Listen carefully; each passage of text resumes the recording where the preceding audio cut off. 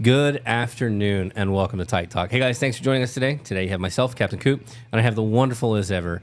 I'm so grateful he joined me. I guilted him like a mother to get him in here. I have Mr. Tony Kavist. Thank you, sir. I appreciate it. Not a problem. Glad to be here. So today we wanted to talk a little bit about something that kind of hits security officers pretty hard, and we discuss it in orientation, but it's challenging limits of security officer authority. And what we mean by this is what is your authority when you're a security officer? What impacts you? What do you run into? How does the public see you? And how do you deal with it? You know, these are fairly important things to remember, that as a security officer, you hold some of the same powers as a police officer on your property, but the general population and public isn't going to see you as an authoritative figure because they see you as a security officer. You'll see it all the time with the nicknames. You got mall cop, rent a cop, all of that stuff, and you're going to run into it. The one thing I've always told everybody is you got to have thick skin, because you're going to get called names. I've been called names for the 12 years I've been doing this, and some of them are really funny. Some of them are not so funny, but it's what you run across. Just in general, you're just going to be just not acknowledged. Yeah. Which that can be just as bad. Billy, that's a good one. Billy says top flight. That's absolutely right. Top flight, it's one. So you just have to be able to work around that, and then knowing what you can and can't do is absolutely imperative to what we do as security officers, knowing our bounds and stuff like that. So we wanted to talk about it and kind of give you guys some words of wisdom from two older security officers that have been doing this for a while, and just help you guys understand what you can and can't do, and then what you're probably going to run into as security officers. So I think one of the best things that you really have to do is if you want to gain people's respect, I thought no matter what you are, whether you're a security officer, whether you're a police officer or anything like that, is your appearance has a load to deal with. Absolutely. If you're slouchy and your uniform is looking, disheveled and all that, no one's going to respect you. But if you are looking sharp and you're looking like you own the world, you're going to gain people's respect, even those people that don't respect you right off the bat. But if you look like you're sitting there and you're owning your position, you're going to get that. Yeah. You're going to master that respect, and then people will give it to you, but it doesn't come with an attitude. Yeah. Let me take it back. A chip on your shoulder. A chip on your shoulder. Yeah. And we've talked about that in the past when it comes to appearance, and appearance is so important. We've run across it in the past. Clients will ask us, well, hey, we haven't had any incidents here in 7 months, 8 months. What's the point of having security? We don't have any issues anymore because, one, they see a security officer and they're like, well, we're not going to do it here. We're going to go somewhere where there's not security. And, and having that appearance, that good-looking uniform, it doesn't have to be pressed. You don't have to have, we have a couple of officers that are on the muscular side, and they taper their arms in. And they look fantastic in uniform. Mm-hmm. Absolutely love them. But not everybody. I don't have huge muscles. I don't do that, But I still, when I have my full uniform on, I still look good. Mm-hmm. It doesn't have to be form-fitting. It doesn't have to be, pressed fit and starched.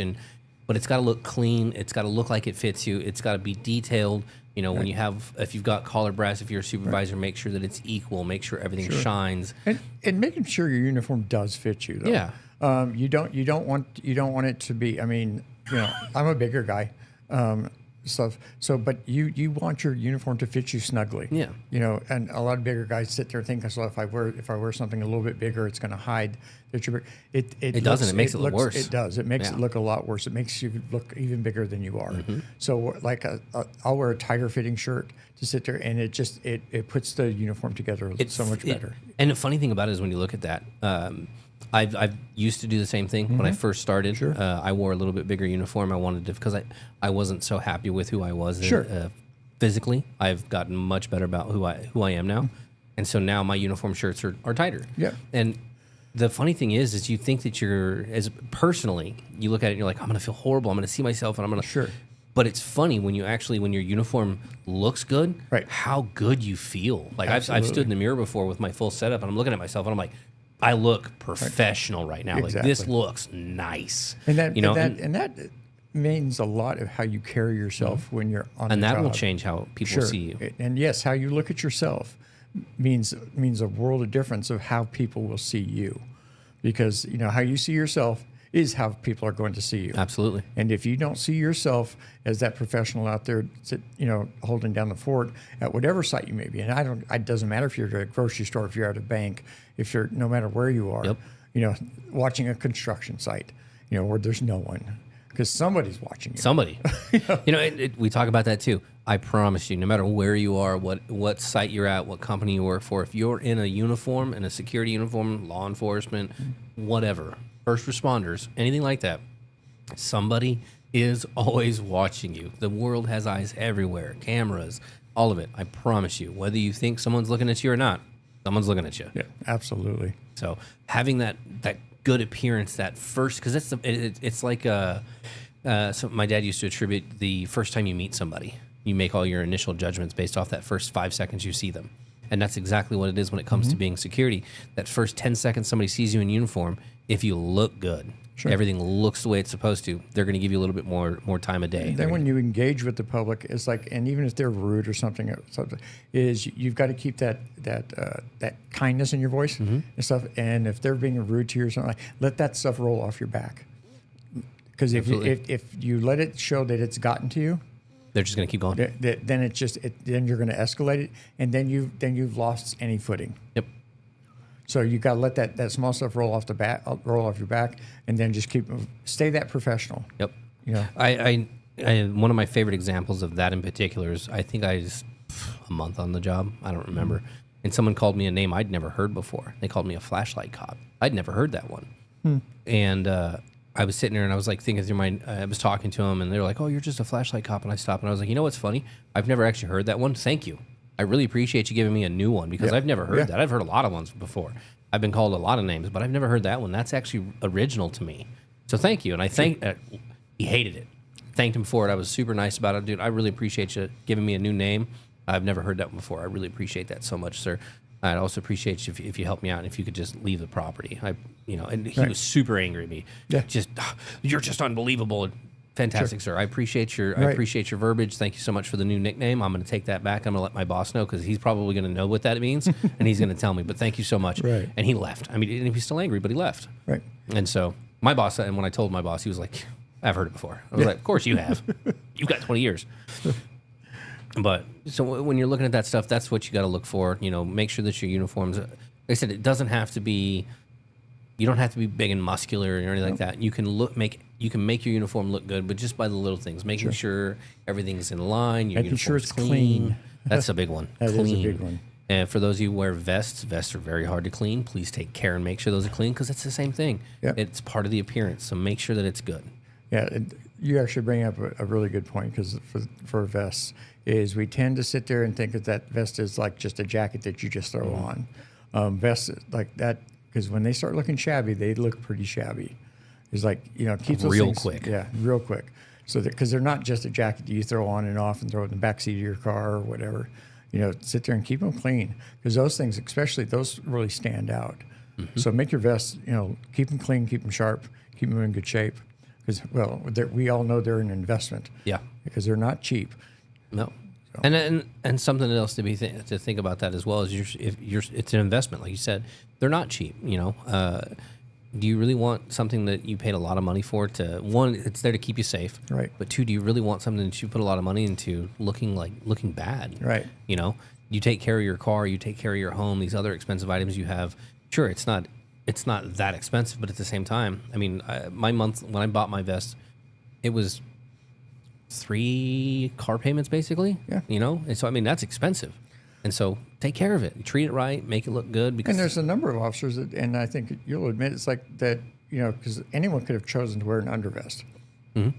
And most officers choose to wear that vest because it's a tactical look. So that's a look you're looking for. And it's like no one wants a dirty tactical look. Yeah. So They want that clean appearance. Sure. You want that clean, sharp appearance. So Absolutely. So that all plays into that perception of authority is when that's that all involved in that first side of you, making sure all of that will absolutely change most of the time, change all of the demeanor about the conversation and what's going on, how they interact with you. That's why it's so important, why we hit on appearance and why we hit on verbiage and de-escalation and communication, because those are generally those are going to be the first time someone sees you, talks to you, and hears from you. And if you look bad, you have bad communication or poor communication, nobody's going to listen. Nobody's going to respect what you have to say. No one's going to want to listen to you, and they're going to ignore you. You have to have those basics that we keep always going back to make sure that everyone's following and everyone's listening to the best of their ability. Some of the time, you're going to run across somebody who just doesn't want to listen, and that's par for the course. Yeah. In our industry, with what we chose to do for a living, we chose to deal with the 1% that either having a really bad day, they've decided that they're not going to listen and they want to cause a scene, or you're running across that part of the 1% that is just it's that bad day part, and they're having a real struggle with things. And when you show up and you've got that good communication, you can start talking to them. You don't have a chip on your shoulder. And I tell people all the time, talk to someone the same way you would expect someone in our job to talk to you. Yeah. Talk to them like a human being. When you approach somebody with that stuff, they're going to give you the time of day, 99.9% of the time. Yeah. So with those people in those situations, and I think we can't stress this enough, because we all do it. We all do it. The go-to when someone is just erratic and stuff. This is that one thing. The first thing everyone says to them: "Please don't say it. Calm down." I hate that word. I hate those words. And it's so such much. a reaction thing. It's like because it comes out of you, and you want to sit there and go, "Hey, just calm down." It's like that is probably one of the biggest triggers for people. It's funny. I was talking to a NEO class last week, and we were watching them go through their FATS training, which is our firearms training course, and we have for armed and unarmed. And we were watching one of the unarmed officers, and he put his hands up, and he's like, "Hey, just calm down for a second." And I looked at the instructor who was running the program, and I got really wide eyes, and I went, and I'm like signaling. I was like, and it's just one of those like, dude. When in your life have you ever told someone to calm down and they did? Never. I don't think it's ever happened. The last time I used the words "calm down" in a fight with one of my loved ones, I'm pretty sure they went to hit me, and I was like, "Whoa, I'm sorry. Okay, my bad." They didn't actually. Okay, that's not a little exaggerating there, but it's I've never the words "calm down." That's the worst thing you can do when someone's hyped up, they're angry or they're frustrated or they're having that bad moment. The last thing you think of. Do you want to hear the words "calm down"? No, I don't. What you want to do is you want someone to listen to you. Yeah. So it's like that. That's what you're going to get them to talk to you. Yeah. So that's what that has to do with. You have to be engaging where someone wants to talk to Empathy. you. Yes, exactly. Having empathy for someone. Hey, get them to talk to you. Hey, come talk to me. Come talk to me. And you got to be that person that someone wants to talk to. Yeah. So you have to present yourself that way. And if you're up there looking like garbage, right, or just looking like you're not paying attention or you don't care about no one wants to talk to you. Yeah. Because you don't even want to be there. I think I've seen that happen before where someone goes, "Why do I want to talk to you? Yeah. You don't want to be here." Yeah. It's like, okay, well, how about you talk to me then? Because I'm his supervisor and I want to be here. And so when you're instead of using the words "calm down," what I've transitioned to when I'm talking to somebody, say, "Give me a second. Yeah. Let me hear your complaints. Let's discuss this. Sure. Let's talk." And once I know and understand what you need, I'll be able to help you a lot better. Sure. But let's talk about this. Let's do me a favor. Let's take a couple of steps this way. We'll walk. Give me 5 feet this way. Let's get away from everybody over here. Give me 5 minutes. Sure. Walk me through what's going on. Give me your complaints, and let me help you the best way I can because that's what I'm here for. Give them a reason to respect you. Exactly. 100%. Billy's laughing at me. By the way, Dylan, it's good to see you. Billy, you as well. Thank you guys for joining us today. So when you're looking at that stuff, that's where that. The appearance and de-escalation tactics and how all that appears when you've got that good verbiage and you've got that good stuff. it gives a better idea of what you can do and how you can help. Sure. Make sure you're tagging into that stuff so people know. When someone initially sees security, they don't know what you can do. They don't know what our rules are. They don't know what we're able to do and not do on the property. Often they want to test those boundaries. Absolutely. Yeah, you'll get people just for the hell of it. Yeah. They'll just want to test the boundaries. Guess what? They didn't want to go shopping with the wife. So it's like, hey, I can make today interesting. Yeah. Please no, I have enough to deal with. Exactly. I think one of the funniest things, I had a supervisor. You know this one. I'm not going to name him because he's not a part of Titan anymore, and I don't think he'd want me to. But you knew him. He was on patrol, and one of the funniest situations I think I've ever heard from a security standpoint is he was dealing with somebody. He got called out for a disturbance at a grocery store, and he comes up, and it's a husband and wife arguing, and they're arguing about groceries. Just the most asinine thing you can think of. And so he walks up and he approaches, and he's one of those supervisors that always, uniform was always on point, always looked good. He walks up and he goes, "Hey, my name's this, and I work for Titan. I was wondering if you could give me a few minutes of your time so we could walk through any, what your complaints are, so I can help you out the best I can." And the guy just stopped and looked at him. He goes, stared at him for a minute, and he goes, "Well, why don't we step over here and we figure out what's going on?" Guy walks over and he starts talking to him. And he goes, "Honestly, man," he just starts rolling through this list of just everything that's gone wrong in the day and everything like that. He's attentive and listening. And he goes, "And to be honest, I just didn't want to be here with her today." And he really goes, "You know what?" He goes, "I completely understand that thought process." He goes, "How about this? How about you go sit in the car? You get your alone time. You don't have to be in your shopping. And you let her do the shopping." And he goes, "You know what? That's a real good idea." And he just walked away. Yep. Sometimes that's all it takes. It's that listening motion. It's that empathy that you can give somebody to show them that, hey, I may be here for this reason, but there's a reasonable solution to this. A lot of times people just want to be heard. Absolutely. And that can be, and that sometimes you just need to be that ear to listen. Sometimes you think of it this way: when you're frustrated or you're angry with a loved one or with a friend or something, it's not that you're frustrated at them in particular. You're frustrated because more than likely they're not listening. I can't tell you the number of times that we had a disturbance in a store or something, and I sat there and I got someone to just talk to me. It's like they were in the wrong, whatever, and I just let them vent, and I can get them off property. Yep. End of the disturbance. Problems. Yep. The disturbance was over. They just wanted to tell their side of it. It's like, yeah, I understand, but now you can't be here. Yeah. And they were fine. It's like, but you let them tell their side. Yeah. Give them that. Yeah. Give them that respect. The same thing you would expect someone to give you if you were in a situation and you were talking to a law enforcement or security. Exactly. Like, hey, give me a few minutes. Come over here. Walk me through your side. Give me your side of the story, because that's what I'm here for. I'm here to look into your side and their side and figure everything out together. What's your side? Right. Give me 5 minutes over here. And 9 times out of 10, I'm never shopping here again. Yeah. But that's fine. Fantastic. I understand. I understand your complaint. They don't want you shopping here again. I'm glad we're all on the same page. It works. Right. But that's the big thing when it comes to that stuff. So thank you. I'm glad you brought that one up. Yeah. Billy says it's her 3rd year work anniversary. Congratulations. Oh, congratulations. Yay. But other than that, guys, that's really all we had. That's the big one when you're talking about this stuff is that challenge. The challenges that you run into is when someone sees you is that they're not always going to recognize you as an authority figure, and it's going to happen. You're going to run across it. It's how you deal with it. It's how you talk to people. It's how you appear. If you use those tools, it's part of your toolbox that you have. Use those tools to your advantage, and it'll work itself out. It really will.